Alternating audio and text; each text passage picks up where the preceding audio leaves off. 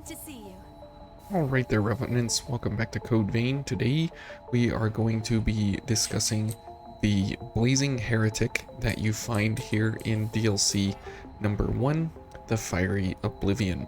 So this mini-boss is down here in the teardrop-shaped portion of the map, and it's a fairly simple way to get there, especially if you have something like Lightning Charge from DLC 3. Now, the interesting thing about this dude is that he is a regular enemy from the City of the Falling Flame and the Tower of Trials. However, here in this version of his appearance, he is in a super amped up version of what we have in the City of the Falling Flame, and he's much stronger than what we have in the Tower of Trials.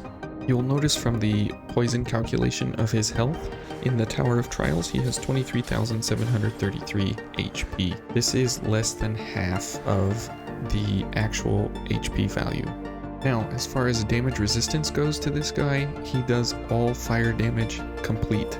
He doesn't do other types of damage, and if you are able to defend against fire damage completely, then you will be invincible. So you'll notice here that I start out with a value of 189 for that fire resist, and you'll notice that we do start taking damage at a very small amount every time he hits us, and every time that we take damage from the fire circle ring that he develops around himself. But you'll notice that as soon as I use Cognitive Zeal, my fire defense goes up to 190, and we are perfectly invincible at 190 to all of his attacks, regardless of which attack it is or how prolonged he continues to attack us. So the fire ring and his large wind-up swing, those are the most damaging attacks, and they are perfectly nullified at 190 fire defense. So make sure you have a good fire veil and a lot of light value for elemental wall, ring flame protection, and a fireproof tonic, and you should always be invincible to this fella anytime you attack him. For the damage values of his resistances, he has a 0% resist to crush, he has a 10% resist to pierce, and he has a 10% resist to slash damage. So your best bet here is crush. As for his elemental resistances and status debuffs, his number 1 elemental resist is ice at -30%, his blood is at 20%, his fire resist is at 70%, and his lightning is at 20%. So your best bet here is ice. For the actual status debuffs, he's immune to both slow and inhibit, and stun and venom have the same amount of buildup, so go for either one. There is no preference either way. Venom at this point is exceptionally damaging to him, since his max HP here at max difficulty and the DLC is 1 star level above where you normally play, and at max difficulty here he has 59,400 HP, so poison does very well for him, as you can see here. So if we bring it all together, there are many different ways to kill this guy. Here we can see a Dark Caster kill.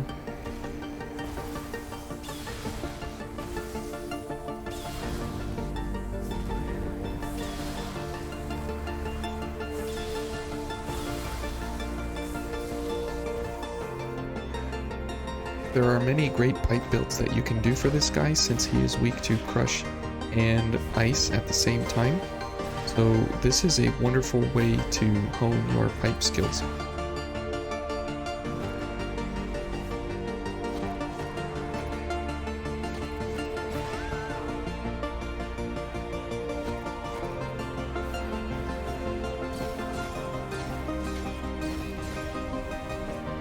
Of course, there's always a one-shot. And comparing to the bag at home base, we have a 21.4% increased cumulative damage value. So as we bring this video to a close, we will end here with a one-handed sword kill with the Argent Wolfblade, which is the other crush one-handed sword. And remember, as we recap, remember that he has a 0% resist to crush. Definitely bring crush, ice, stun, venom, and always have your fire resist above 190, and you will be invincible. I just want to say a big thank you to all the channel members, and a great thank you to everyone who continues to support the channel. Really appreciate it. I hope you guys have a great day, and this helped to inform you about the Blazing Heretic in the Fiery Oblivion. Thanks for watching.